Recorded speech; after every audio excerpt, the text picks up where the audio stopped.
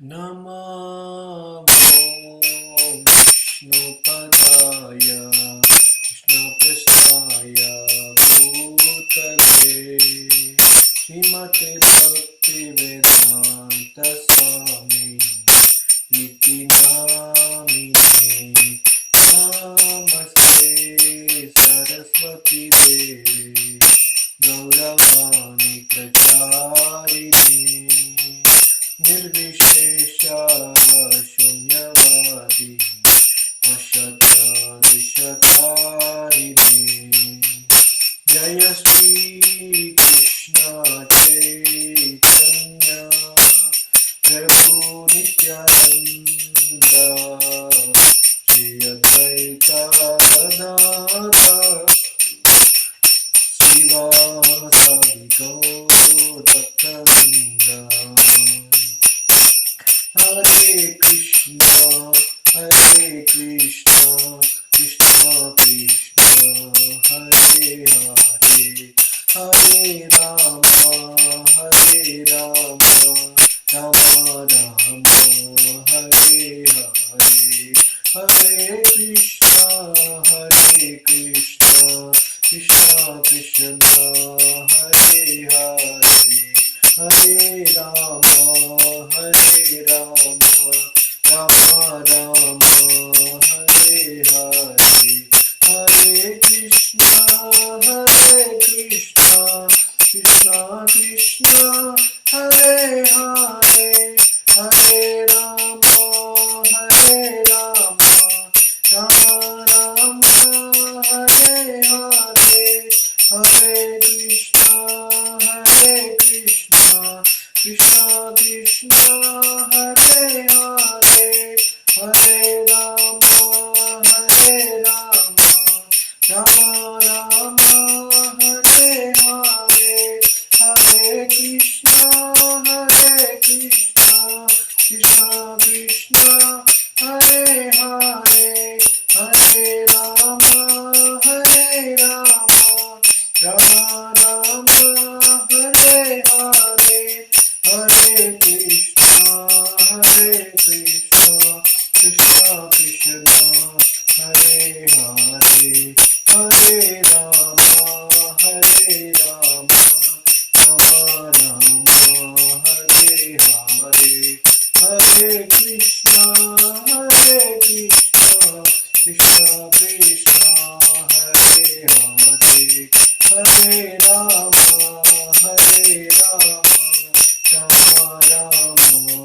हरे हरे हरे कृष्णा कृष्ण कृष्ण हरे हरे हरे राम राम हरे हरे कृष्णा कृष्ण हरे हरे हरे राम हरे हरे कृष्णा कृष्ण कृष्ण हरे हरे हरे राम हरे हरे कृष्णा कृष्ण कृष्ण हरे हरे हरे राम राम हरे हरे कृष्णा कृष्ण कृष्ण हरे हरे हरे राम राम हरे कृष्ण कृष्ण कृष्ण हरे हरे हरे राम राम राम हरे हरे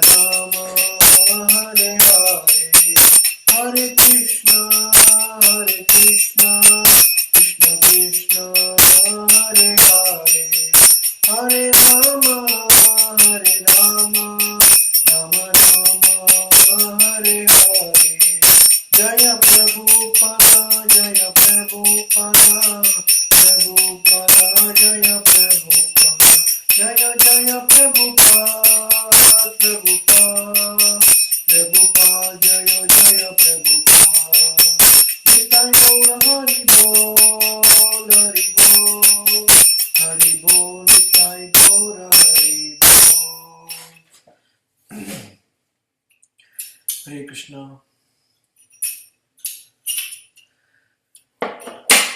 हरे कृष्णा प्रभु जी.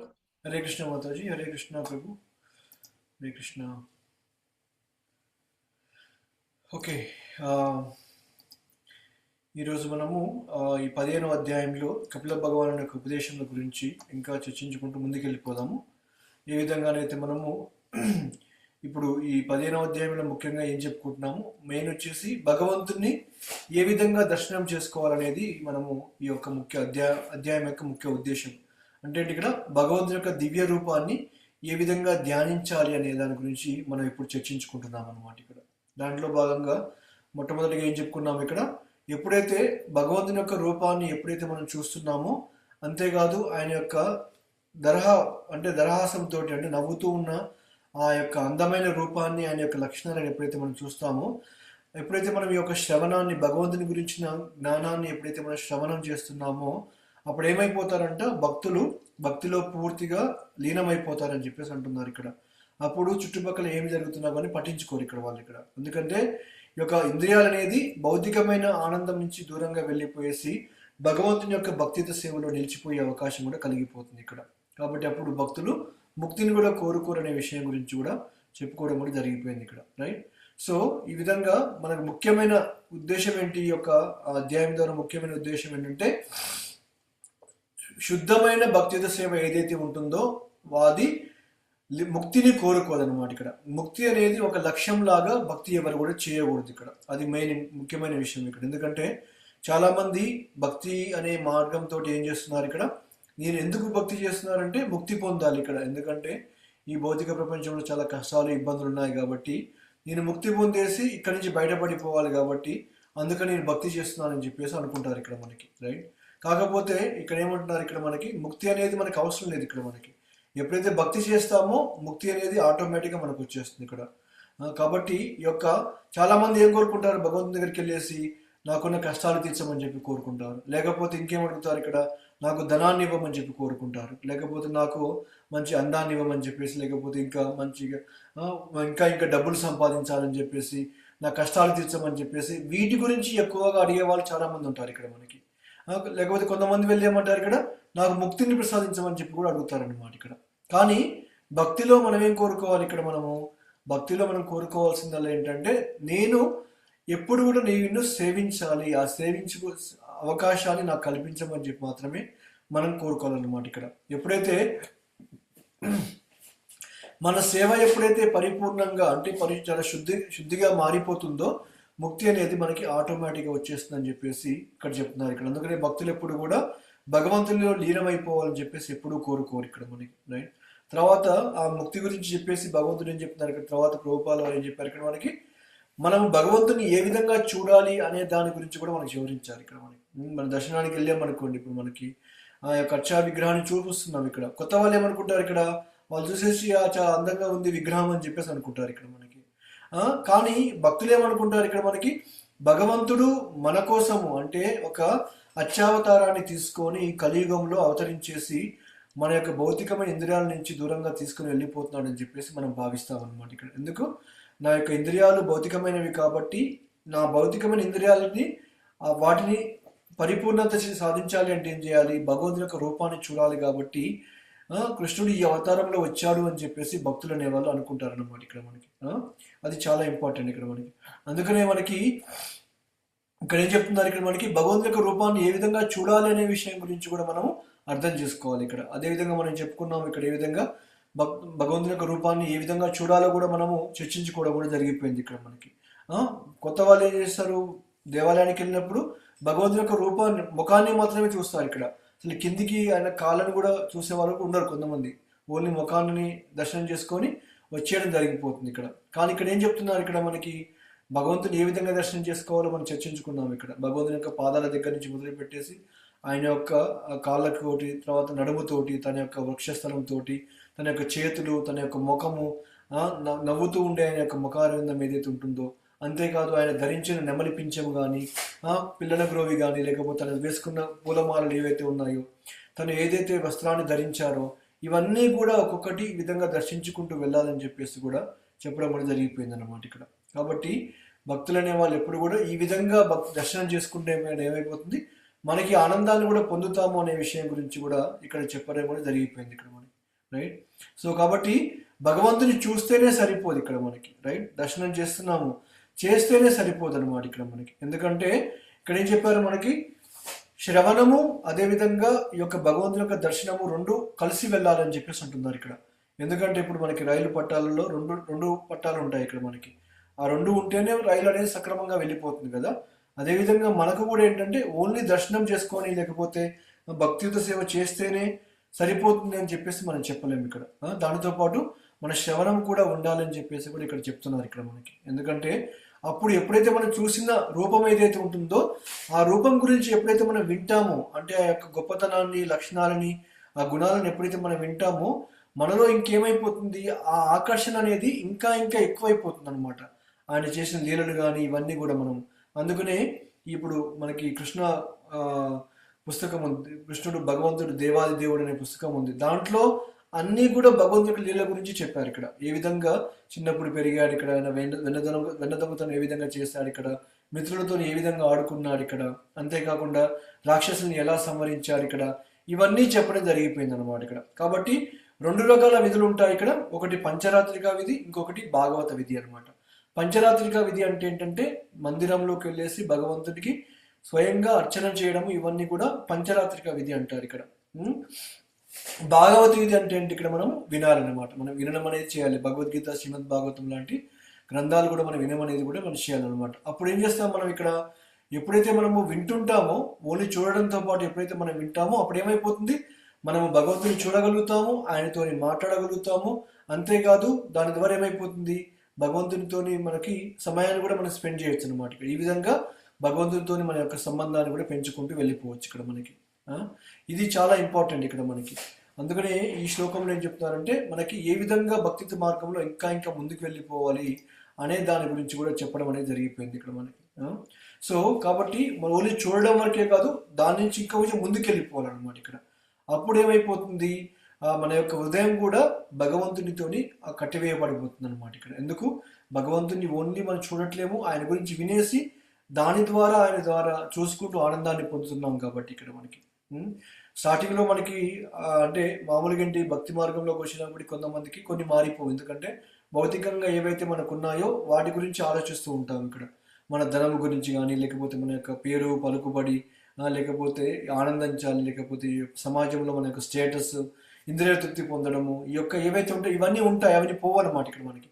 కానీ ఎప్పుడైతే మనము నేను భగవంతుని ఏ విధంగా సేవ చేయాలి అని ఎప్పుడైతే భావిస్తామో అప్పుడు ఏమైపోతుంది, మనలో ఆ పరివర్తన అనేది స్టార్ట్ అయిపోతుంది అనమాట ఇక్కడ. మన ఇంద్రియాలని కాకుండా భగవంతుని యొక్క ఇంద్రియాలను సేవించాలి అని ఎప్పుడైతే మనకు ఆలోచన వస్తుందో, ఆయనకు సేవ చేయాలని ఎప్పుడైతే మనకు అనిపిస్తుందో మనలో నిజమైన పరివర్తన కలిగిపోయేసి ఆ మార్పుని మనమే చూసే అవకాశం కూడా మనకు కలిగిపోతుంది అనమాట ఇక్కడ. కాబట్టి మన ఇంద్రియాలను ఏం చేయాలి, భౌతికమైన వాటి నుంచి ఆధ్యాత్మికంగా మనము మరల్చాలన్నమాట ఇక్కడ. మనకి ఏదైతే తక్కువమైన ఆసక్తి పోవాలంటే ఏం చేయాలి, ఉన్నత ఆసక్తి ఇచ్చామనుకోండి, అప్పుడు తక్కువ ఆసక్తి అనేది ఆటోమేటిక్గా వెళ్ళిపోతుంది ఇక్కడ. అదేవిధంగా తర్వాత మనము 3 రకాల భక్తుల గురించి చెప్పుకున్నాం ఇక్కడ. కనిష్టాధికారి, మధ్యమాధికారి, ఉత్తమాధికారి అనేది 3 రకాల భక్తుల గురించి కూడా మనం చెప్పుకోవడం కూడా జరిగిపోయింది ఇక్కడ మనకి, రైట్. సో ఏ విధంగా ఈ 3 రకాల భక్తులు అనే వాళ్ళు, కనిష్ట భక్తులు ఏం చేస్తుంటారు ఇక్కడ, భగవంతుణ్ణి ఓన్లీ అర్చా విగ్రహం రూపంలోనే మాత్రం పూజిస్తుంటాడు ఇక్కడ. మందిరంలోకి వెళ్ళేసి అర్చా విగ్రహ రూపంలోనే చూస్తుంటాడు ఇక్కడ, అంతకంటే ఎక్కువగా ముందుకు వెళ్ళిపోవడం అనమాట ఇక్కడ. తర్వాత మధ్యమాధికారి ఏం చేస్తాడు, భగవంతునితోని ప్రేమపూర్వక సంబంధాన్ని పెంచుకుంటాడు ఇక్కడ. అంతేకాదు భక్తులతోటి ఈ యొక్క మైత్రిని పెంచుకుంటాడు ఇక్కడ. ఎవరైతే అమాయకమైన వ్యక్తులు ఎవరైతే ఉంటున్నారో వాళ్ళపైన దయని చూపిస్తాడు అనమాట ఇక్కడ. ఎవరైతే ఈర్ష్యాపరులు ఎవరైతే ఉంటున్నారో వాళ్ళని ఏం చేస్తారు, ఒక దూరంగా పెట్టేస్తారు అనమాట. దగ్గరికి తీసుకోకుండా వాళ్ళని దూరంగా పెట్టేసి ఎంతవరకు ఉండాలో అంతవరకే ఉంటారనమాట. ఇది మధ్యమాధికారి యొక్క లక్షణాలు ఇక్కడ. ఉత్తమాధికారి ఓన్లీ భగవంతుని చూసే దగ్గర మాత్రం ఆగిపోతాడు ఇక్కడ.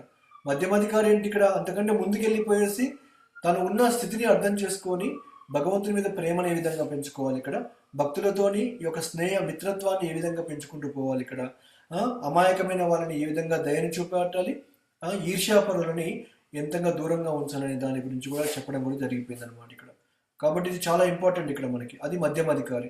ఉత్తమాధికారి ఏం చేస్తుంటాడు ఇక్కడ, ఆయన యొక్క ఆత్మ ఈ యొక్క సాక్షాత్కారం అనేది చాలా లోతుగా ఉంటుంది కాబట్టి ఏం చేస్తాడు, అందరినీ కూడా కృష్ణుడితో పాటు కృష్ణుడి యొక్క భావనలో చూస్తాడు. అంటే ఇక్కడ అందరూ భగవంతుని యొక్క ఆ, పిల్లలు కాబట్టి అదే భావనతో చూసే అవకాశం కూడా కలిగిపోతుంది. అంతేకాదు ఆయన ఏమనుకుంటాడు, నేను వీళ్ళ సేవకుల్లాగా భావిస్తాడు అనమాట ఇక్కడ.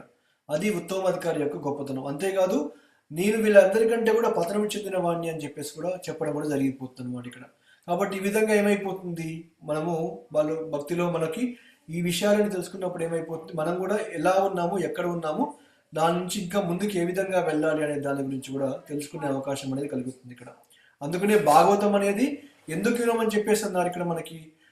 ప్రతిరోజు ఎందుకు శ్రవణం చేయాలి ఇక్కడ మన జీవితంలో అంటే, ఎప్పుడైతే మనం ఈ యొక్క శ్రవణాన్ని వింటున్నామో, ఇంతకుముందు ఎగ్జాంపుల్ కూడా చెప్పుకున్నాం ఏంటి ఇక్కడ మనకి. మామూలుగా వేరే వాళ్ళు ఏం చేస్తారు ఇక్కడ, భక్తి అనే ఒక అమృతం అనేది ఒక సీసాలో ఉంది ఇక్కడ మనకి. వాళ్ళు సీసా మూత ఓపెన్ చేసి లోపల ఉన్న తేనెని తీసుకొని రుచి చూడకుండా సీసా బయట నుంచి మాత్రమే ఆ తేనెని చూసేసి సంతృప్తి పడిపోతారు అనమాట ఇక్కడ. కాకపోతే మనం ఎప్పుడైతే ఈ యొక్క శ్రవణం చేస్తున్నాం చూసారా, ఆ శ్రవణం చేసినప్పుడు ఏమైపోతుంది, ఆ యొక్క రుచిని మనము ఆస్వాదిస్తున్నాం అనమాట ఇక్కడ. సో అది చాలా ఇంపార్టెంట్ ఇక్కడ మనకి. ఎప్పుడైతే మన సత్సంగంలోకి వచ్చేసి మనం శ్రవణం చేసేసి మన హృదయానికి ఏమైపోతుంది, ఆ రసాయనాన్ని తీసుకుంటున్నాం ఇక్కడ, ఆ కథ అనేది మనకి వెళ్ళిపోతుంది అనమాట ఇక్కడ. ఈ విధంగా మనకి ఏమైపోతుంది, నమ్మకం అనేది పెరిగిపోతుంది, రుచి కలుగుతుంది, భగవంతుని పట్ల ఆసక్తి కలుగుతుంది. అంతే ఇక్కడ భక్తి కూడా మనలో పెంపొందుతుందని చెప్పేసి కూడా నిన్నటి వరకు మనము చెప్పుకోవడం జరిగింది రైట్. సో ఈరోజు దాని గురించి కొనసాగించుకుంటూ ఇంకా ముందుకెళ్ళే ప్రయత్నం చేద్దాం. ఓకే, హరే కృష్ణ. సో మంగళాచరణంతో స్టార్ట్ చేద్దాం. ఓం అజ్ఞానతిమిరాంధస్య జ్ఞానాంజనశలాకాయ చక్షురున్మిలితం येन తస్మై శ్రీ గురవే నమః. శ్రీచైతన్య మనోభీష్టం స్థాపితం येन భూతలే స్వయం రూపా కదా మह्यं దదాతి స్వపదాంతికం. వందేహం శ్రీగురో శ్రీయుతపదకమలం శ్రీగురున్ వైష్ణవాంశ. శ్రీరూపం సాగ్రజాతం సహగణా రఘునాథాన్వితం తం సజీవం సాద్వైతం సావధూతం పరిజన సహితం కృష్ణ చైతన్య దేవం శ్రీరాధా కృష్ణ పాదాన్ సహగణా లలిత శ్రీ విశాఖాన్వితం షా. హే కృష్ణ కరుణా సింధు దీనబంధు జగత్పతే గోపేశ గోపికా కాంత రాధాకాంత నమోస్తుతే. తప్త కాంచన గౌరాంగీ రాధే వృందావనేశ్వరి వృషభానుసుతే దేవి ప్రణమామి హరిప్రియే. వాంఛాకల్పతరుభ్యస్య కృపా సింధుభ్యైవ చ పతితానాం పావనేభ్యో వైష్ణవేభ్యో నమో నమః. నమో ఓం విష్ణుపాదాయ కృష్ణప్రస్థాయ భూతలే శ్రీమతే భక్తివేదాంత స్వామినితి నామినే.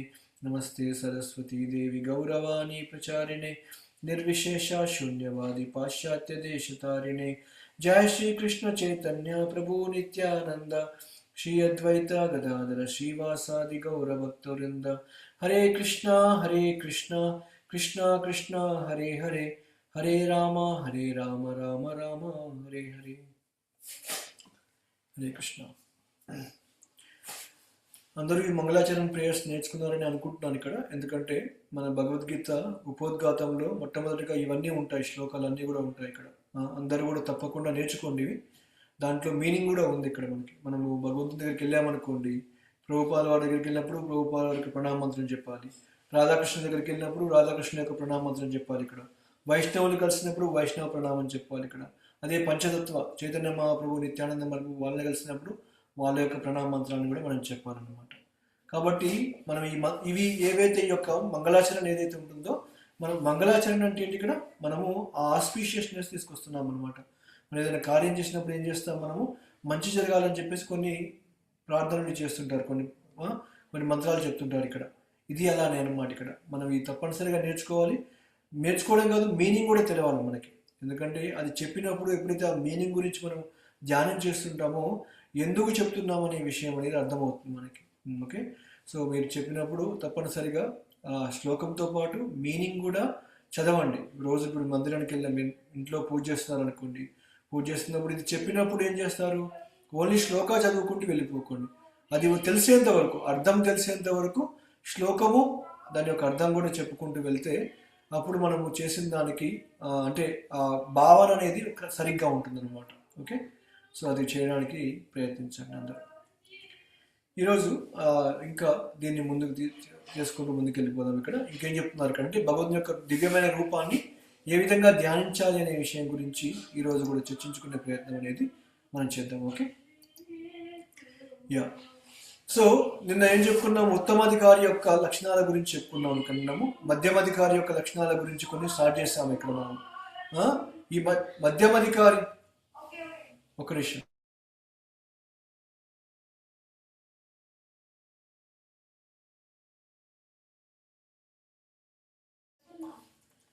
యా, సో ఇక్కడ ఏమంటారంటే ఈ మధ్యమాధికారి ఎవరైతే ఉంటున్నారో ఈ హరే కృష్ణ మహామంత్ర జపంలో ఒక ప్రత్యేకమైన రుచిని కలిగి ఉంటారంట. ఇక్కడ అతను ఏం చేస్తుంటాడు? ఈ యొక్క భగవంతుడు నివసించిన బృందావనము, మధుర లాంటి ప్రదేశంలో నివసించడానికి ఉత్సాహాన్ని చూపిస్తారంట ఇక్కడ మనకి. అంటే అందరూ కాదు, కొంతమందికి వెళ్ళి అక్కడ ఉండాలని చెప్పేసి అనిపిస్తుంది ఇక్కడ. ఎందుకంటే అందరికీ కూడా అలా వెళ్ళి ఉండవలసిన అవకాశం లేకపోవచ్చు ఇక్కడ మనకి. కాబట్టి అది అందరికీ సాధ్యపడకపోవచ్చు ఇక్కడ. అట్లీస్ట్ మహామంత్రం జపంలో మాత్రము రుచిని కలిగే ప్రయత్నం అయితే మనం చేయాలన్నమాట ఇక్కడ. కాబట్టి ఇది మధ్యమాధికారి విధంగా చేస్తాడంటున్నారు ఇక్కడ మనకి. ఎందుకంటే శ్రీకృష్ణుడు భగవంతుడైనాడు కాబట్టి ప్రతి చోట కూడా తన నివాసాన్ని కలిగి ఉంటాడు అనేది సత్యం అన్నమాట ఇక్కడ. అంతేకాదు ఆయన ప్రతి అణువులో కూడా ఉన్నాడు ఇక్కడ. అండాంతరస్థ పరమాణు చయాంతరస్థం అని చెప్పేసి అన్నారు ఇక్కడ. భగవంతుడు లేని ప్రదేశం అంటూ ఏమీ లేదు. పరమాత్మ రూపంలో ప్రతి అణువులోకి కూడా ప్రవేశించాడు ఇక్కడ. ఓకే, మనం బృందావనంలో, మాయాపూర్లో, లేకపోతే ఇంకా మధుర లాంటి ప్రదేశంలో, ద్వారకా లాంటి ప్రదేశంలో నివసించలేకపోవచ్చు ఇక్కడ. కానీ మన ఇంటినే ఒక బృందావనం లాగా మార్చివేయచ్చు ఇక్కడ. ఎప్పుడు మన యొక్క భక్తి ద్వారా, మన యొక్క సాధన ద్వారా మన ఇల్లే ఒక బృందావనం లాగా మారిపోతుంది అనమాట ఇక్కడ. మన భక్తులు తీసుకొచ్చి సత్సంగం చేసుకోవడం కానీ, భగవంతునికి సేవ చేసుకోవడం కానీ ఏవైతే మనం చేస్తున్నామో ఆ విధంగా ఏంటి ఇక్కడ మనము మన ఇల్లు కూడా ఒక బృందావనమే అని చెప్పేసి మనం భావించవచ్చు ఇక్కడ మనకి. ఓకే, కాబట్టి ఈ విధంగా ఈ భక్తులు ఏం చేస్తారు? మధ్యమాధికారి ఏం చేస్తారు ఇక్కడ? అతని కోరిక ఏంటంటే ఈ యొక్క బృందావనం మొదలు లాంటి ప్రదేశంలో వెళ్ళేసి నివాసాన్ని కలిగి ఉండాలని చెప్పి కోరుకుంటాడు అనమాట ఇక్కడ. అలాంటి ప్రదేశంలో ఉండడానికి ఉత్సాహాన్ని కూడా కనబరుస్తాడు ఇక్కడ మనకి. ఎందుకంటే భగవంతుని పట్ల ప్రేమను వృద్ధి చేసుకోవడం అనేది క్రమమైన ప్రక్రియ. అంటే అది మనకు కావాల్సింది ఏంది? వెంటనే ఇక్కడి నుంచి మనకు ఇప్పుడు ఏదైతే మనము భక్తిత సేవలో నవవిధ భక్తులు ఉన్నాయి ఇక్కడ మనకి. వేరు వేరు స్టేజెస్ కూడా ఉన్నాయి ఇక్కడ మనకి. ఈ యొక్క ప్రతి ఒక్క మనము ఉన్న ఫస్ట్ స్టేజ్ నుంచి మన 5 అంటే నిష్ఠ, రుచి, ఆసక్తి స్టేజ్కి వెళ్ళాలనుకున్నాం అనుకోండి, వెంటనే వెళ్ళలేము ఇక్కడ.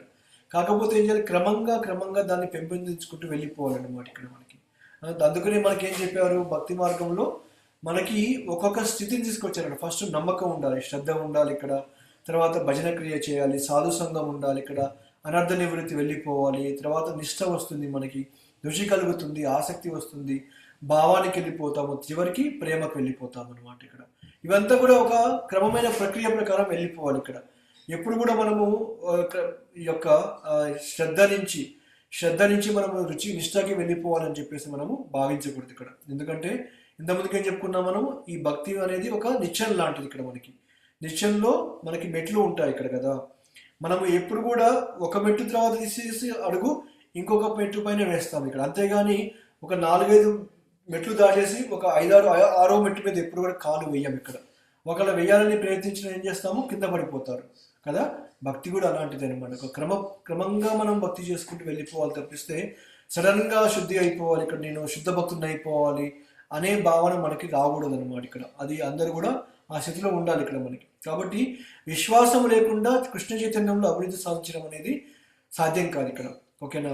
ఆలోచించాలి. మనకి విశ్వాసం అనేది చాలా ఇంపార్టెంట్ ఇక్కడ మనకి. ఎప్పుడు మనకు వస్తుందో ఆ విశ్వాసము?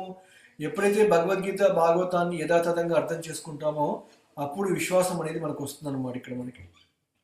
కాబట్టి ఈ భగవద్గీత చదవకుండా భగవంతుల్లో విశ్వాసం అనేది ఏర్పడడం అనేది అసలు ప్రశ్న ఉండదని చెప్పేసి అంటున్నారు ఇక్కడ మనకి. అందుకనే భగవంతుడు ఏం చెప్పాడు ఇక్కడ మనకి?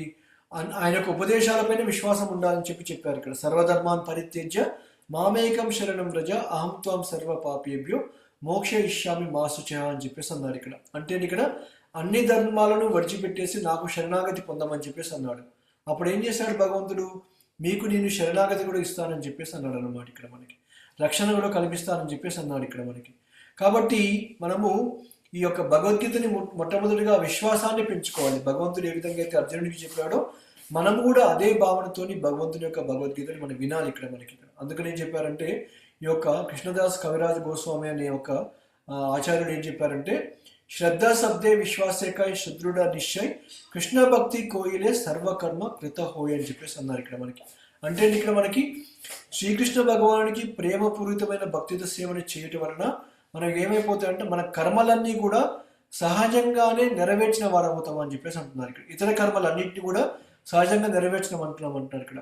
అంటే ఏంటి ఇక్కడ మనకి మనం ప్రత్యేకంగా చేయవలసిన అవసరం లేదు ఇక్కడ. ఎందుకంటే మనం ఎంతో మందికి రుణపడి ఉన్నాం. రుణపడి ఉండడం అంటే ఏంటి ఇక్కడ మనకి ఆ కర్మలు మనం చేస్తున్నాము, వాళ్ళని కావాల్సిన తిరిగి వాళ్ళ ఫలితాన్ని మనం చెల్లించట్లేము అనమాట. ఇప్పుడు మనం మార్కెట్కి వెళ్ళామనుకోండి, ఏదైనా కొంటాము, సరుకులు కొన్నప్పుడు ఏం చేస్తాము, డబ్బులు ఇచ్చి తెచ్చుకుంటాం మనం ఇక్కడ. అంతేగాని డబ్బులు ఇవ్వకుండా ఊరికినే సరుకులు తీసుకుని ఇంటికి రాం కదా ఇక్కడ మనకి.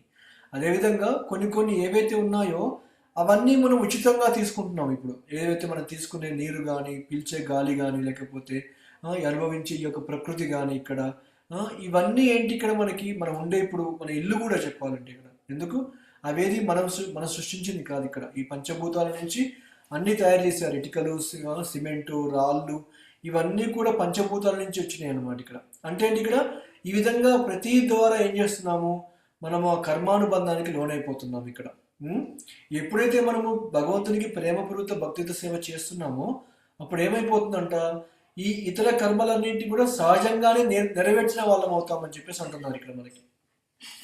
కాబట్టి ఈ యొక్క భక్తియుత సేవకి దృఢమైన స్థిరమైన విశ్వాసం అనేది చాలా అనుకూలంగా ఉండాలని చెప్పేసి అంటున్నారు ఇక్కడ. అది ముఖ్యమైన దీనిని ఏమంటున్నారు, శ్రద్ధ అనేది చాలా ఇంపార్టెంట్ భక్తి మార్గంలో. ఇక్కడ శ్రద్ధ లేదనుకోండి మనం భక్తిలో మనము పురోగతి సాధించలేము. ఎందుకంటే ఆ నమ్మకము విశ్వాసం లేదనుకోండి, ఇప్పుడు భక్తి చేస్తున్నా కానీ మనకి ఏమనిపిస్తుంది ఇక్కడ, ఇది నిజంగా అవుతుందో లేదో అనే ఒక సందేహం అనేది మన మనసులో ఉండిపోతుంది ఇక్కడ. ఎందుకు మనకు ఆ విశ్వాసం అనేది కలగట్లేదు, ఆ దృఢమైన స్థిరమైన విశ్వాసం అనేది ఇంకా రాలేదు మనకు అనమాట ఇక్కడ. అంటే ఇక్కడ భగవంతుడు ఉన్నాడు, ఇక్కడ ఆయన శరణాగతి పొందితే ఆయనే అన్ని చూసుకుంటాడు ఇక్కడ అనే స్థితికి ఇంకా రాలేకపోవచ్చు ఇక్కడ.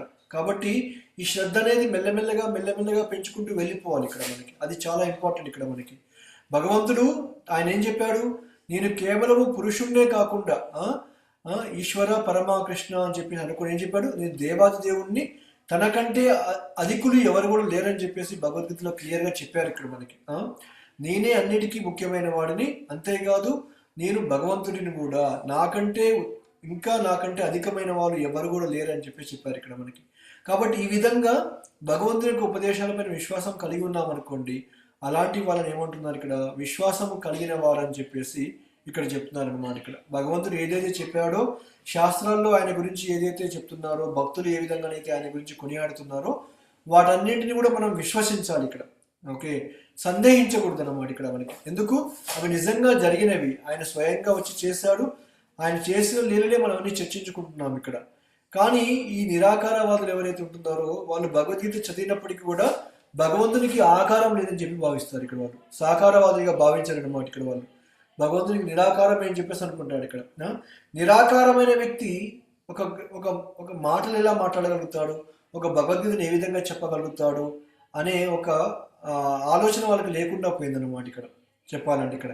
అంతేకాదు, ఇప్పుడు నేను మాట్లాడుతున్నాను అంటే అర్థం ఏంటి, ఇక్కడ నా నోట్ల నుంచి శబ్దం అనేది బయటకు వస్తుందంటే ఒక వ్యక్తిని ఉన్నాను కాబట్టే నేను మాట్లాడగలుగుతున్నాను, మీరు వినగలుగుతున్నారు ఇక్కడ. ఒక వ్యక్తి అంటూ లేకపోతే ఏది ఊరికి అలా రాదు ఇక్కడ మనకి. ఆ చిన్న పాయింట్ని వాళ్ళు మర్చిపోయారు అన్నమాట ఇక్కడ. అందుకనే వాళ్ళు ఏం చేస్తుంటారు ఇక్కడ, వాళ్ళు ఈ భగవంతుని గురించి సాకారం లేదని చెప్పేసి అనుకుంటారు, అంటే ఆయనకి రూపమే లేదని చెప్పి అనుకుంటారు అనమాట ఇక్కడ. అంతేకాదు ఈ యొక్క నిరాకార వాళ్ళు ఏం చెప్తారు ఇక్కడ, భగవంతుని చేరుకోవడానికి ఎన్నో కష్టాలు ఎదుర్కొంటారని చెప్పేసి 12వ అధ్యాయంలో తెలుపుచున్నాడని చెప్పేసి కూడా చెప్తారనమాట ఇక్కడ. కానీ వాళ్ళు ఏంటి సరిగ్గా అర్థం చేసుకోకపోవడం వల్ల ఈ విధంగా మాట్లాడుతున్నారు అనమాట ఇక్కడ మనకి.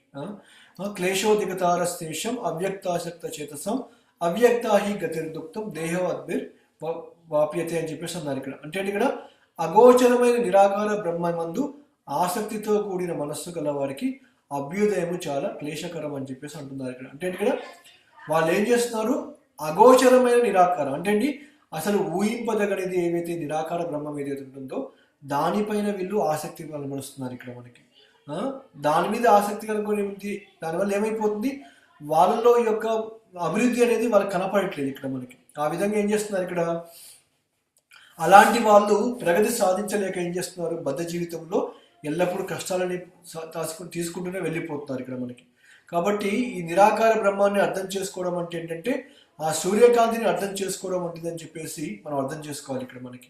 ఎందుకంటే ఇప్పుడు మనం చెప్పుకున్నాము భగవంతుని యొక్క దేహం నుంచి కాంతి అనేది వెదజల్లుతున్నాడు ఆయన ఇక్కడ మనకి. అదే విషయాన్ని మనము ఇంతకుముందు చాలా శ్లోకాల్లో కూడా చెప్పుకోవడం జరిగిపోయింది ఇక్కడ మనకి. ఏ విధంగా భగవంతుని యొక్క రూపం అనేది ఈ అన్నిటికీ పరమంగా అంటే అన్నిటికీ దూరంగా ఉంటుందనే దాని గురించి మనం చెప్పుకున్నాము ఇక్కడ. ఎందుకంటే ఇప్పుడు సూర్యకాంతి ఉందనుకోండి, ఇప్పుడు మనకి గది కిటికీ నుంచి మనము సూర్యకాంతి ప్రవేశించడాన్ని మనం చూడవచ్చు ఇక్కడ మనం. అంటే ఇక్కడ మనకి దాని అర్థము సూర్యుని గురించి పూర్తిగా తెలుసని కాదు ఇక్కడ మనకి. ఓకే, సూర్యకాంతిని చూసినంత మాత్రాన సూర్యుడి గురించి తెలియాల్సిన అవసరం మనకు లేదు ఇంకా ఎక్కువ. ఎందుకు, సూర్యుని దగ్గరికి వెళ్ళాలంటే ఇంకా చాలా ఎన్నో రకాలుగా మనం ప్రయత్నించాలి, అప్పుడు మాత్రమే వెళ్ళగలుగుతాము అనే ఒక భావన మనకు కలిగిపోతుంది ఇక్కడ మనకి. కాబట్టి అదేవిధంగా ఈ యొక్క పరమ సత్యం కూడా ఈ నిరాకార సాక్షాత్కారం కూడా అలాంటిది అనమాట ఇక్కడ. ఏవైతే వీళ్ళు నిరాకార రూపం అని ఏదైతే అనుకుంటున్నారో వాళ్ళు ఎక్కడి దాకా వెళ్ళిపోతున్నారు, భగవంతుని యొక్క ఈ యొక్క కాంతి వరకు మాత్రమే వెళ్ళిపోతున్నారు. అంతకంటే ముందుగా వాళ్ళు వెళ్ళిపోవట్లేదు అన్నమాట ఇక్కడ వీళ్ళు. అది ఆ విషయం అనేది వాళ్ళకి అర్థం కావట్లేదు ఇక్కడ. వాళ్ళకి అర్థం కాకపోవడం వల్ల ఏం చేస్తున్నారు, వాళ్ళు ఇక్కడ ఈ నిరాకార తత్వం మీద వాళ్ళు ఆలోచించుకుంటూ వెళ్ళిపోతున్నారు ఇక్కడ. ఎందుకు, వాళ్ళు తెలుసుకునే జ్ఞానం అనేది సరైన వ్యక్తుల దగ్గర నుంచి అర్థం చేసుకోవట్లేదు కాబట్టి ఇక్కడ మనకి. కాబట్టి ఈ యొక్క సూర్యకాంతి అనేది నిరాకార బ్రహ్మం అన్నమాట ఇక్కడ. సూర్యుడు అనేవాడు పరమాత్మ లాంటి వాడు ఇక్కడ. మరియు సూర్యగోళంలో ఉండే వ్యక్తి ఎవరు, పురుషుడు భగవంతుడు అనమాట. మనం కూడా చెప్పుకున్నాం మనం భగవంతుని ఏ విధంగా అర్థం చేసుకోవాలి ఇక్కడ. 3 రకాలుగా చెప్పుకున్నాం ఇక్కడ, బ్రహ్మము, పరమాత్మ, భగవాన్ అన్నమాట. ఈ యొక్క బ్రహ్మం వచ్చేసి సూర్యకాంతి, పరమాత్మ వచ్చేసి సూర్యుడు, ఆ యొక్క భగవాన్ ఎవరైతే ఉంటున్నారో అతని సూర్యుని యొక్క లోకం అన్నమాట ఇక్కడ మనకి. కాబట్టి ఈ విధంగా భగవంతుని కూడా 3 రకాలుగా మనం అర్థం చేసుకోవచ్చు ఇక్కడ మనకి. ఈ పరమ సత్యాన్ని ఈ 3 రకాలుగా తెలుసుకున్న వాళ్ళు వీళ్ళేం చేస్తున్నారు, ఈ బ్రహ్మము దగ్గరనే ఆగిపోతున్నారు. అంటే సూర్యకాంతి దగ్గరనే ఆగిపోతున్నారు తప్పిస్తే ఆ సూర్యకాంతి ఎక్కడి నుంచి వస్తుంది అనే ఆలోచన వాళ్ళలో లేకుండా పోయిందన్నమాట ఇక్కడ మనకి. అందుకని ఇక్కడ ఏం చెప్తున్నారు, ఇక్కడ సూర్యుడు కేవలం అగ్నిగోళం అని చెప్పేసి మరొకటి కాదు అని చెప్పేసి ఈ నిరాకారవాదులు చెప్తున్నారు అనమాట. అంటే ఇక్కడ ఆ సూర్య గోళం ఉంది, ఆ గోళం నుంచి ఈ కాంతి అనేది వస్తుంది ఇక్కడ. కానీ దీని వెనకాల ఇంకెవరు లేరు అని చెప్పి భావిస్తారు ఇక్కడ మనకి. క్లియర్గా భగవద్గీతలో క్లియర్గా చెప్పారు ఇక్కడ. తాను సూర్య భగవానుడైన వివస్వానికి కూడా ఈ జ్ఞానాన్ని చెప్పానని చెప్పి స్వయంగా చెప్పాడు ఇక్కడ. ఇమం రాజశ్రీ యోగా అని చెప్పేసి అన్నాడు ఇక్కడ క్లియర్గా. కాబట్టి అలాంటప్పుడు సూర్యుడు పురుషుడు కాదని చెప్పి ఎలా చెప్పగలుగుతారు ఇక్కడ? అది సాధ్యమయ్యే విషయం కాదు ఇక్కడ. స్వయంగా భగవంతుడే చెప్పాడు ఇక్కడ. కాబట్టి ఈ విధంగా ఏంటంటే మనము భగవంతుడు చెప్పిన వాటన్నింటినీ కూడా మనము ఈ యొక్క నమ్మకంతోటి మనము అంగీకరించాలి ఇక్కడ. ఆ శ్రద్ధ అనేది మనలో ఉండాలన్నమాట ఇక్కడ మనకి. అప్పుడే ఏమైపోతుంది, మనకి ఈ భగవంతుని యొక్క పూర్తి తత్వాన్ని, పరమ సత్యాన్ని కూడా అర్థం చేసుకునే అవకాశం కూడా కలిగిపోతుంది ఇక్కడ మనకి. ఇప్పుడు మనము అగ్ని ఉందనుకోండి, ఇప్పుడు అగ్ని పట్టుకుంటే ఏమైపోతుంది, కాలుతుంది మనకి కదా. అంతేగాని ఆ అగ్నిలో జీవులు లేవని చెప్పేసి మనం చెప్పలేము ఇక్కడ. నీరుంది, ఇప్పుడు నీరులో జీవులు ఉన్నాయి కదా, చేపలు ఇవన్నీ ఉన్నాయి ఇక్కడ మనకి. నీటిలో జీవులు ఉన్నప్పుడు గాలి ఉంది, గాలిలో కూడా జీవులు ఉన్నాయి ఇక్కడ మనకి. నీటిలో ఉన్నప్పుడు, గాలిలో ఉన్నప్పుడు అగ్నిలో ఎందుకు ఉండవు జీవులు? అగ్నిలో కూడా జీవులు ఉంటాయి ఇక్కడ. కానీ ఈ విషయం అనేది వాళ్ళకి అర్థం కావట్లేదు ఇక్కడ. ఇది భగవంతుడి కూడా తత్వాన్ని అర్థం చేసుకోవడం అనేది చాలా సులభతరమైన అన్నమాట ఇక్కడ. కొంచెం అంటే కామన్ సెన్స్ అంటారు చూసారా, అది కావాల్సింది ఇక్కడ మనకి. అగ్నిలో కూడా జీవులు ఉన్నాయి ఇక్కడ. అగ్నిలో జీవించే జీవులు వేరే రకమైన అన్నమాట ఇక్కడ మనకి. కాబట్టి ఈ విధంగా ప్రతి ఒక్క దగ్గర కూడా జీవులు ఉన్నాయి ఇక్కడ మనకి.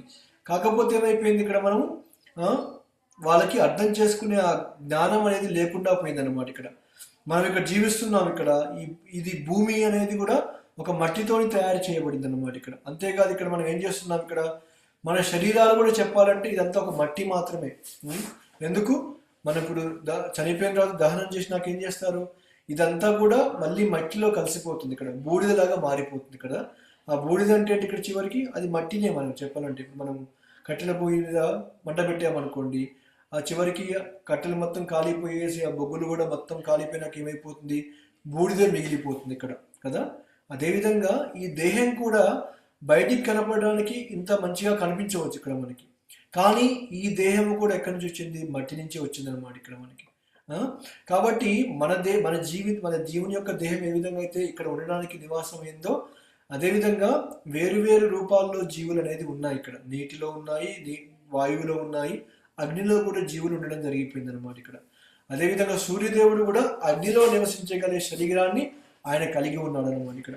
మనం ఏ విధంగా అయితే భూమి మీద జీవిస్తున్నామో సూర్య భగవానుడు కూడా ఒక అగ్ని యొక్క ఆయన దేహాన్ని కలిగి ఉన్నాడు ఇక్కడ. అంటే ఇక్కడ ఆయన అగ్ని ఏమీ చేయలేదన్నమాట ఇక్కడ మనకి.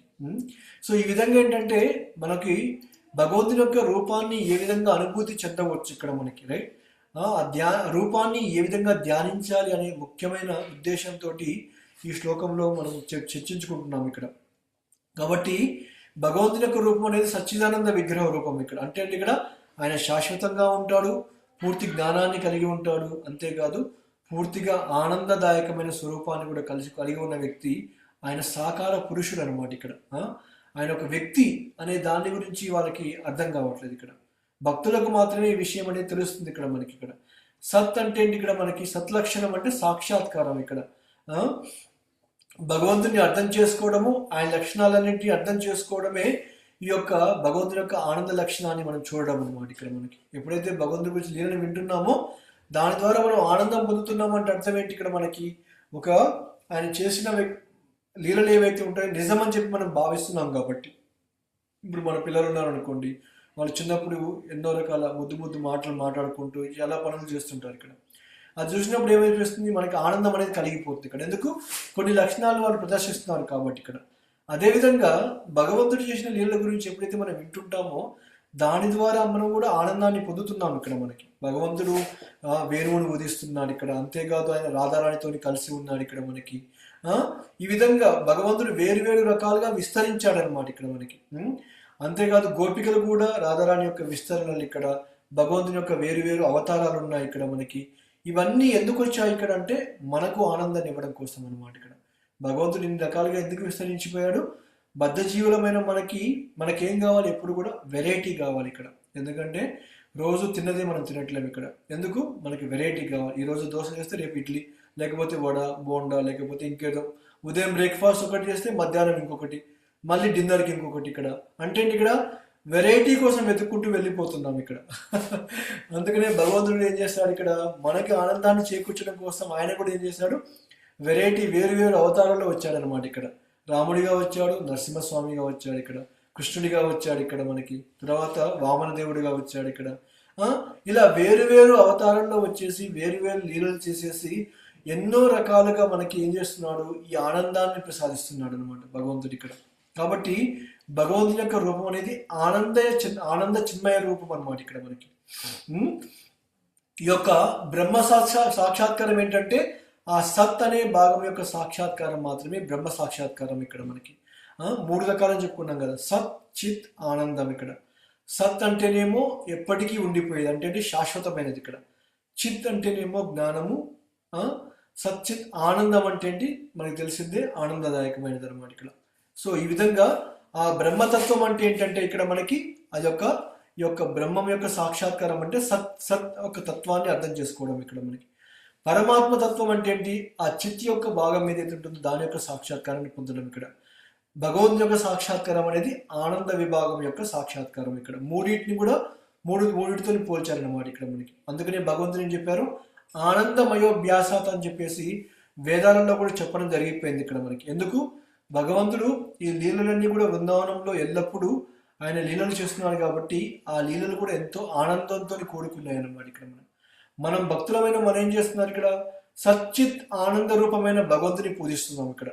కానీ నిరాకార వాళ్ళు ఏం చేస్తున్నారు? ఓన్లీ సత్ అనే ఒక దాన్ని మాత్రమే పట్టుకొని అక్కడే ఆగిపోతున్నారు అనమాట ఇక్కడ. అంతకు మించి ముందుకు వెళ్ళలేకపోతున్నారు ఇక్కడ. భక్తిలో మనం మూడింటిని కూడా అనుభూతి చెందుకుంటూ వెళ్ళిపోతున్నాం ఇక్కడ మనకి. అందుకనే ఆయన బృందావనంలో ఏం చేస్తున్నారు ఇక్కడ?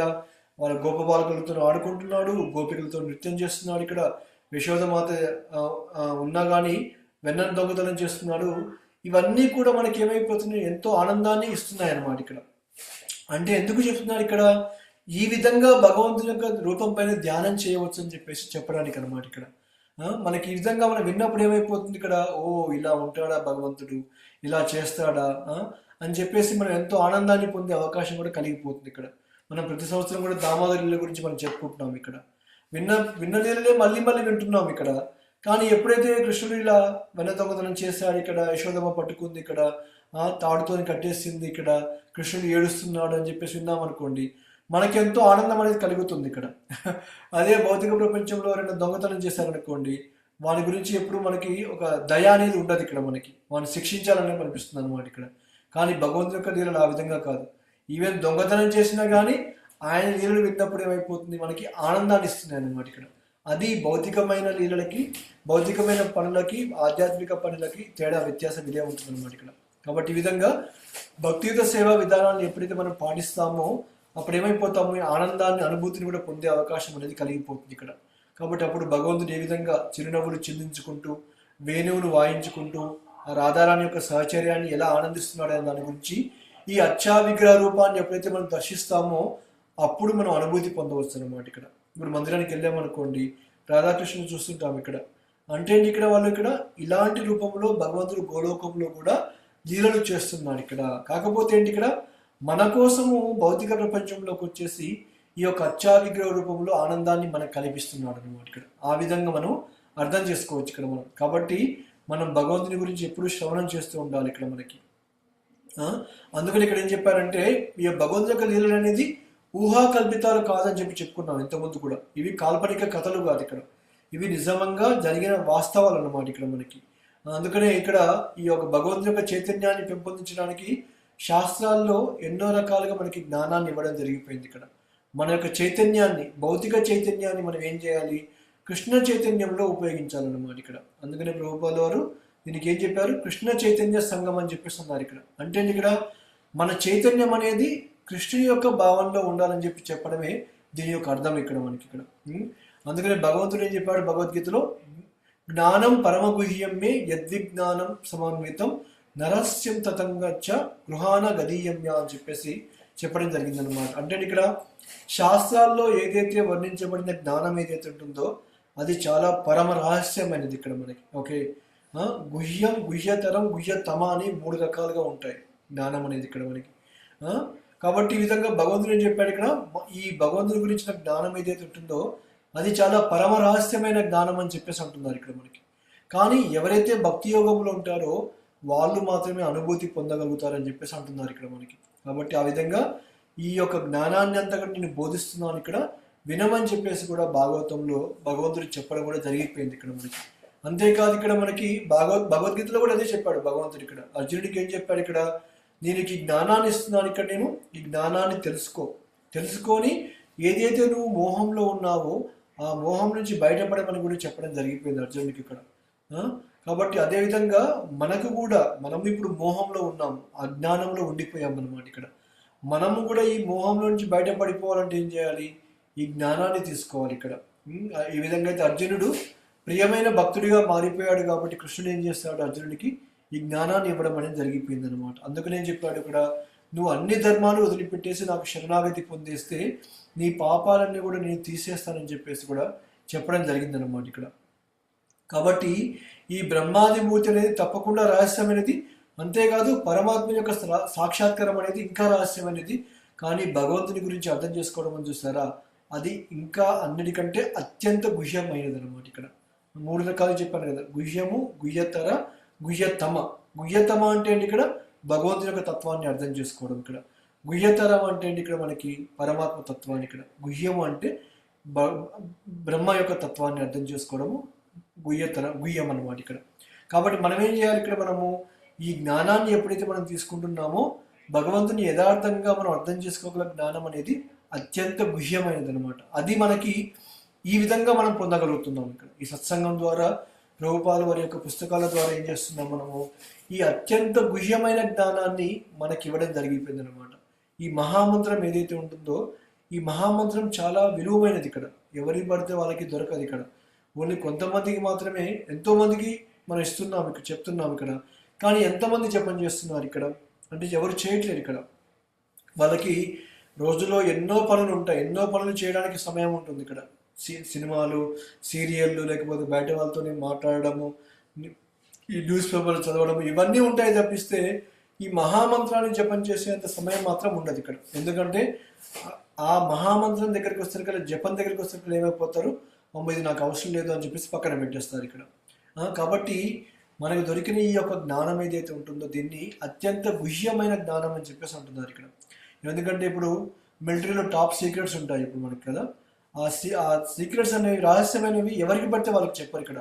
ఓన్లీ కొంతమందికి మాత్రమే తెలుస్తుంది ఇక్కడ. ఎవరైతే అర్హత ఉంటుందో వాళ్ళకు మాత్రమే ఆ రహస్యం అనేది చెప్తారు ఇక్కడ మనకి.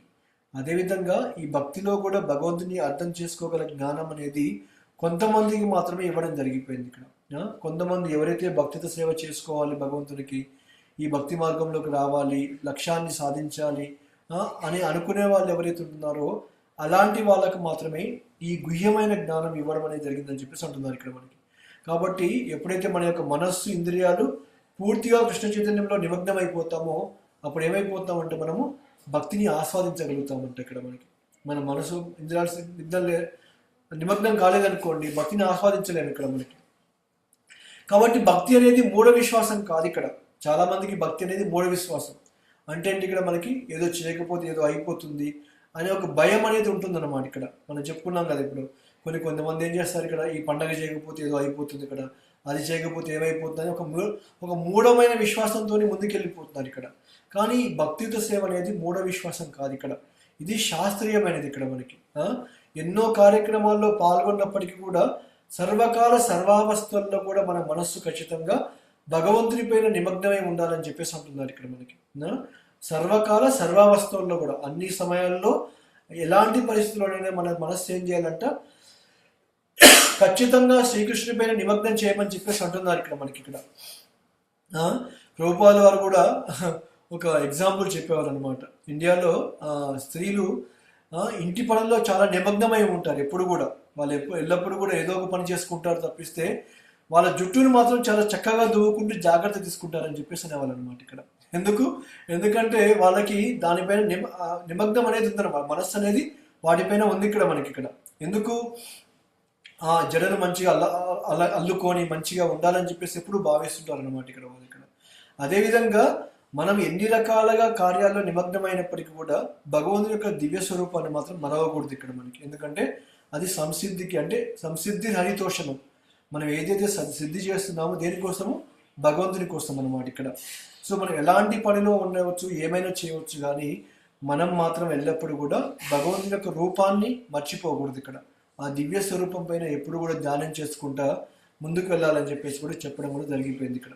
కాబట్టి ఈ 36వ శ్లోకంలో ముఖ్యంగా ఏం చెప్తున్నారు ఇక్కడ, మనము ఏ విధంగా భగవంతుని యొక్క దివ్య రూపాన్ని ఏ విధంగా మనం స్మరించాలి ఇక్కడ, ఎల్లప్పుడూ ఏ విధంగా ధ్యానించాలి ఇక్కడ. మనము ఆ ధ్యానించాలి అంటే ఏం చేయాలి, మనము భగవంతుని గురించి వినాలి ఇక్కడ, మనం శ్రవణం చేయాలి ఇక్కడ. ఆ శ్రవణం చేసేసి ఏదైతే చైతన్య మహాప్రభు చెప్పారో 5 రకాల పద్ధతులు ఇక్కడ. అంటే ఏంటి ఇక్కడ, ఒకటి హరినామ సంకీర్తన చేయడము, భక్తులకు సేవ చేసుకుంటూ వెళ్ళిపోవడము, తర్వాత వచ్చేసి ఈ యొక్క భాగవత శ్రవణం చేయడం ఇక్కడ మనకి ఇక్కడ. అదేవిధంగా బృందావనం లాంటి మధుర లాంటి ప్రదేశాల్లో జీవించాలని చెప్పేసి అనుకోవడం ఇక్కడ మనకి. భగవంతునికి అర్చన చేసుకుంటూ కూడా వెళ్ళిపోవడం అనేది కూడా ఉంటుంది అనమాట ఇక్కడ. ఈ విధంగా 5 రకాల పద్ధతులతో ఎప్పుడైతే మన జీవితాన్ని పూర్తిగా భగవంతుని సేవలో వినియోగిస్తామో అప్పుడు భగవంతుని రూపాన్ని మర్చిపోవడం అనేది సాధ్యం కాదు ఇక్కడ. ఎప్పుడు కూడా ధ్యానిస్తూ ఉంటాం అనమాట ఇక్కడ. ఎందుకు, మనం వింటున్నాం కాబట్టి, ఆ లీలల గురించి ఎప్పుడు కూడా మనం మెడిటేషన్ చేస్తున్నాం కాబట్టి ఆయన గురించి మర్చిపోయే అవకాశం కూడా ఎప్పుడూ ఉండదన్నమాట ఇక్కడ. కాబట్టి ఈ విధంగా ఈ యొక్క 15వ అధ్యాయంలో ఏ విధంగా భగవంతుని యొక్క దివ్య రూపాన్ని ఏ విధంగా దర్శించాలి అనే దాని గురించి కూడా మనం చెప్పుకోవడం కూడా జరిగిపోయింది ఇక్కడ. ఓకే, సో ఇక్కడితోటి 15వ అధ్యాయం ముగించాం ఇక్కడ ఈ కపిల భగవాన్ యొక్క ఉపదేశంలో ఇక్కడ మనకి.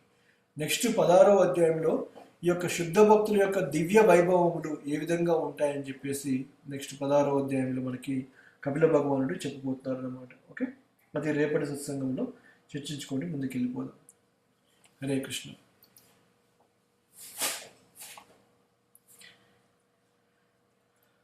హరే కృష్ణ. హరే కృష్ణ. అర్థమైందా?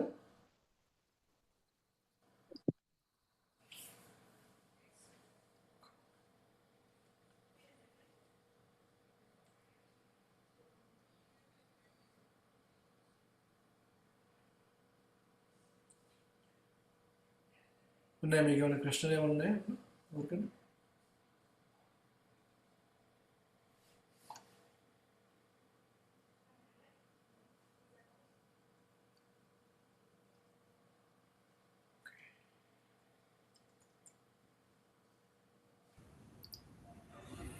హరే కృష్ణ ప్రభు. హరే కృష్ణ. ఈ 5 రకాల పద్ధతులు ఒకటి హరినామ సంకీర్తనం అన్నారు, భాగవతం చదవడము, అచ్చా విగ్రహం దర్శించడము. మూర్తి శ్రద్ధాన్విత సేవ అంటే మూర్తి సేవ చేసుకోవడం. ఓకే, మిగతా రెండు ఓకే ఏంటంటే మిగతా రెండు ఇంకేం చెప్తారు ఎవరైనా? భాగవతం చదవడము, హరినామ సంకీర్తనం అన్నాం కదా. హరినామ సంకీర్తన మొట్టమొదటిది. మిగతా నాలుగేంటి? హోలీ నేమ్స్ చాంట్ చేయడము, ప్లేస్ విధి. సర్వీస్ టు డివోటీస్తో అసోసియేట్ అయ్యి వాళ్ళకి సర్వీస్ చేయడము. థర్డ్ వన్ భాగవతం శ్రవణము. ఫోర్త్ వన్ ఇస్ అది అచ్చ విగ్రహాలని దర్శించడము. ఫిఫ్త్ వన్ ఇస్ బృందావన్ లేకపోతే మథుర లాంటి ప్లేసెస్లో ఉండడం. కరెక్ట్. హరే కృష్ణ. 5 పద్ధతులు అన్నమాట. ఇవి చాలా చాలా ఇంపార్టెంట్ పద్ధతులు. మనకి భక్తిత సేవలో మనం చేయవలసిందంటే ఈ 5 రకాల పద్ధతులు కూడా మనం పాటించాలని చెప్పేసి చైతన్య మహాప్రభు స్వయంగా చెప్పారు ఇక్కడ మనకి. మనం 5వది చేయలేకపోవచ్చు. ఏంటిది? బృందావనం, మధుర, ద్వారక లాంటి ప్రదేశాల్లో ఉండలేకపోవచ్చు మనం. కానీ మిగతా 4 చేసుకోవచ్చు. ఏంటి? హరే కృష్ణ మహామంత్రాన్ని జపం చేసుకోవడం అనేది చేయవచ్చు. మనము భక్తులతోని సాంగత్యాన్ని పొందడం అనేది చేయొచ్చు. ఇక్కడ మనం పర్సనల్గా వెళ్ళకపోయినా కానీ అట్లీస్ట్ ఆన్లైన్ జూమ్ ద్వారా కూడా మనము చేయొచ్చు. ఇక్కడ మనము రోజు శ్రీమద్ భాగవతాన్ని వినడము, అది ఆల్రెడీ జరుగుతూనే ఉంది మనకి. రోజు వింటున్నాము శ్రవణాన్ని. ఇక్కడ 4వది ఏంటి? ఇక్కడ మనకి మన మూర్తి సేవ, మన యొక్క ఇంట్లో ఉన్న ఏవైతే అర్చ విగ్రహాలు ఏవైతే ఉన్నాయో, లేకపోతే భగవంతుని యొక్క రూపం ఏదైతే ఉందో దాన్ని సేవ చేసుకోవడం కూడా మనం చేస్తున్నాం ఇక్కడ. కాబట్టి ఇంకోటి ఏం చెప్పాను ఇక్కడ ఈరోజు, ఇంకా మన ఇల్లే మనకు బృందావనం లాంటిది అని చెప్పాను ఇక్కడ. మన బృందావనానికి వెళ్ళకపోయినా కానీ మన ఇంటిని కూడా ఆ విధంగా మార్చుకోవచ్చు. ఇక్కడ మనం చేసే భక్తి సేవ ద్వారా ఏమైపోతుంది? ఆ ఇల్లు కాస్త ఒక బృందావనం లాగా మారిపోతుంది అన్నమాట ఇక్కడ. సో ఈ విధంగా ఈ 5 రకాల పద్ధతులు అనేది అందరూ కూడా పాటించాలని చెప్పేసి కూడా చెప్పడం జరిగింది అనమాట.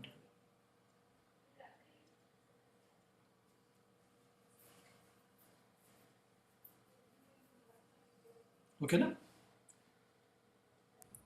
ఓకే ప్రభు, థ్యాంక్ యూ. హరే కృష్ణ. హరే కృష్ణ ప్రభు. భక్తిలోకి వెళ్ళడానికి 5 అంటే అవి వేరు కదా ప్రభు. మళ్ళీ ఏమిటి 5? ఇది నిష్ట, భజన క్రియ, అనర్థ నివృత్తి ఉన్నాయి కదా ప్రభు. అవి స్టేజెస్ అన్నమాట ఇక్కడ. అవి మనం భక్తిలో పురోగతి సాధిస్తున్న కొద్దీ మనం ఏ స్టేజ్కి వెళ్తున్నాం అనేది అనమాట ఇక్కడ.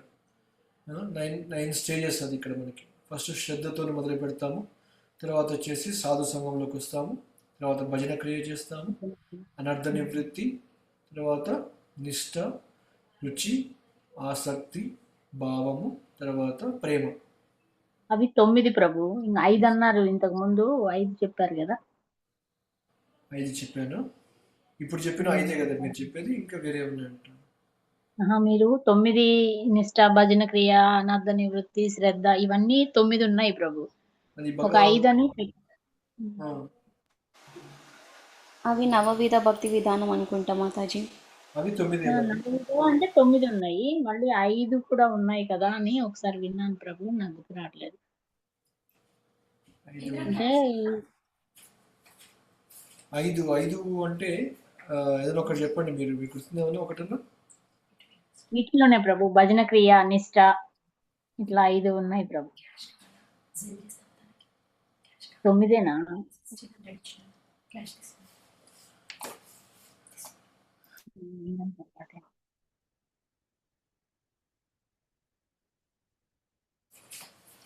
యా, 9 విధాలుగా భగవంతుని సేవించుకోవడం ఒకటి. మీరు చెప్పింది 9 విధాలుగా భగవంతుని దశలు, రైట్. నవవిధ భక్తులు స్టేజెస్. దశల ఇది. అది నవవిధ భక్తిత సేవలు ఉన్నాయి. 9 విధాలుగా భక్తులు ఏ విధంగా పురోగతి సాధించుకుంటూ ముందుకెళ్ళాలో కూడా ఉందన్నమాట ఇక్కడ. మరి ఇంకా మీరు 5 అంటే మిగతా ఇంకేం చెప్తున్నారు అర్థం కావట్లేదు. ఆలోచించండి, మరి గుర్తుంటే రేపు చెప్పండి. యా, ఇది భక్తిలత బీజం. ఇప్పుడు 9 స్టేజెస్ ఉన్నాయి సరా. మన మనం ఏం చేస్తాము? భక్తిని అనే ఒక విత్తనాన్ని మనం నాటాము. ఇప్పుడు మనం ఆ విత్తనాన్ని పెంచుకుంటూ వెళ్ళాలంటే ఏం చేయాలి? ఈ స్టేజెస్ ద్వారా వెళ్ళిపోవాలన్నమాట. చెట్టును ఏ విధంగా అయితే మనం పెంచుతున్నామో భక్తిని కూడా ఆ విధంగా పెంపొందించుకుంటూ ముందుకెళ్ళిపోవాలి, పెంచుకుంటూ ముందుకెళ్ళిపోవాలి. ఇక్కడ చెట్టుకు నీళ్లు పోస్తాము, అది చుట్టుపక్కల కలుపు మొక్కలు తీసేస్తాము. ఇక్కడ అది పెరుగుతున్నప్పుడు చుట్టూ కంచె వేస్తుంటాం ఇక్కడ, అంత జాగ్రత్తగా చూసుకుంటూ వెళ్ళిపోతాం కదా. భక్తి కూడా అలాంటిది అనమాట. భక్తి కూడా ఏం చేయాలి, కాపాడుకుంటూ వెళ్ళిపోవాలి. ఇక్కడ అనర్థాల దగ్గర నుంచి ఏవైతే మనకున్న మిగతా ఏవైతే ఉన్నాయో వాటి నుంచి కాపాడుకుంటూ ముందుకెళ్ళాలన్నమాట. అంటే 9 రకాల విధానాలలో ఏదో ఒక విధానాన్ని ఎంచుకొని ఈ స్టేజెస్ దాటుకుంటూ వెళ్ళాలి ప్రభు, అంతేనా? ఎగ్జాక్ట్. నవవిధ భక్తులలో ఏదో ఒక భక్తి చేయొచ్చు మనం ఇక్కడ. ఎస్. సో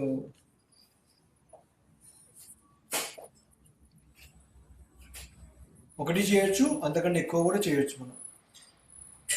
అల్టిమేట్లీ ఈ దశలు మాత్రం, స్టేజెస్ మాత్రం దాటుకుంటూ వెళ్ళాలి ఒక్కొక్కటి one by one. Exactly. So అనర్థ నివృత్తి దాటేంత వరకు కొంచెం కష్టము. అనర్థ నివృత్తి దాటిన తర్వాత నిష్ఠకి వెళ్ళిపోయినామంటే ఇంకా ఆగేది లేదు, అక్కడి నుంచి వెళ్ళిపోతాం, ముందుకు వెళ్ళిపోతాం. అనర్థ నివృత్తి దాటేంత వరకే కష్టం. అక్కడే మెయిన్ టైం, చాలా టైం పట్టేంత అనర్థ నివృత్తి దగ్గరనే టైం పడుతుంది అనమాట. అనర్థాలు పోవడానికి చాలా సమయం పడుతుంది భక్తిలో. అక్కడే స్ట్రగుల్ అవుతూ ఉంటారు అనమాట అందరూ కూడా. మిగిలిన ఆటోమేటిక్ వచ్చేస్తాయి. మనం ఎగ్జాక్ట్లీ రైట్. యూనివర్సలీ ప్రపోర్షనల్ అంటాం కదా, దాని ప్రకారంగా ముందుకు వెళ్ళిపోతాం. భావ స్థితికి వెళ్ళిపోవచ్చు. ప్రేమ అంటే కొంచెం కష్టం అండి. ప్రేమ ఓన్లీ రాధారాణి మాత్రమే ఆ తత్వంలో ఉన్న వాళ్ళకి అర్థమవుతుంది ఇక్కడ మనకి, ప్రేమ స్థితి అనేది ఇక్కడ మనకి.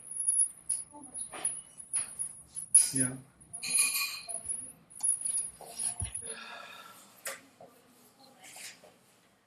ఓకేనా?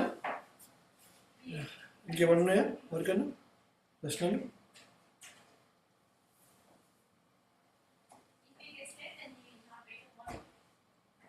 ఓకే, సరే అండి. మళ్ళీ రేపటి సత్సంగంలో కలుసుకుందాము.